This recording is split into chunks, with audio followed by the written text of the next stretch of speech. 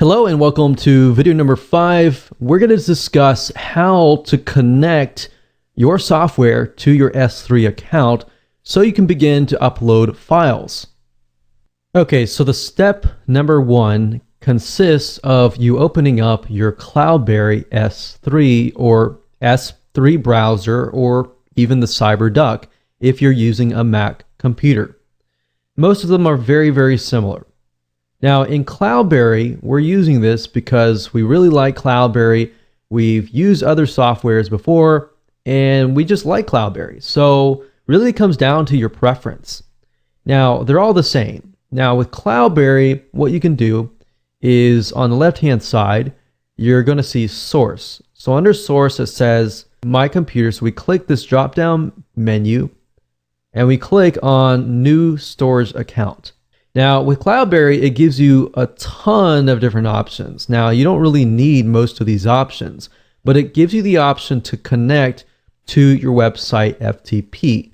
And what you can do is you can actually transfer files from your FTP or your website to Amazon S3. So that's a nice thing. If you want to transfer files from here to here or from your computer to Amazon S3, you have the option to do that. So what we need to do is we need to create an Amazon S3 storage account. So we click this, double click it. Now it's going to ask you for the display name, which is basically it tells you what the account is, and that's just for you. Next, it's going to ask you to enter your access and secret keys. And these are two items that you can only get from your Amazon account. Now, the same with S3 Fox, or S3 browser, or CyberDuck. They're all going to ask you for the access key and secret key. What's nice about this is once you get the key, it'll connect to the system and you don't need to worry about creating buckets within the Amazon S3 dashboard, which is something that you used to do. So you can do everything within the program itself.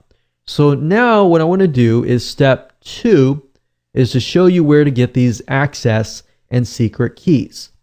Now, assuming that you have created the Amazon AWS account, what you need to do next is, after you have added your credit card, is up at the top, click on your account name and click on My Security Credentials.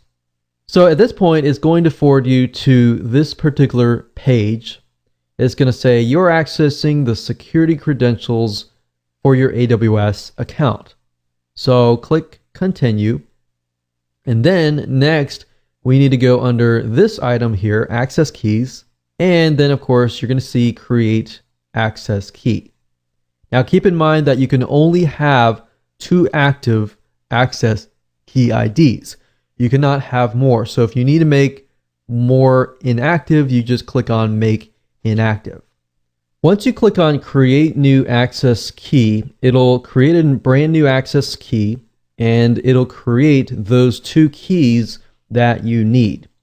So once you have those 2 keys, all you have to do is enter the access key in here, secret key in here, and that's it. And then you're good to go.